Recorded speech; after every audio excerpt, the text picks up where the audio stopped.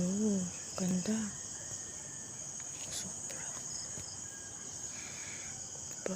Diba guys? Merry Christmas! Happy New Year! Sana malapit na. Ay, bigyan niyo ko ng aginaldo. Tsaka malapit na rin ang birthday ko. Pambili lang ng Shanghai, please. Ay, ang hirap. Ang hirap kumita ng pera, guys.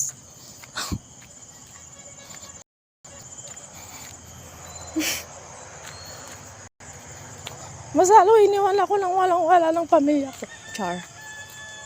Kasi naniwala sila dun sa boyfriend ko dati na magaling ko, no. Tanggap daw ako, no. Hindi, wow. Expert.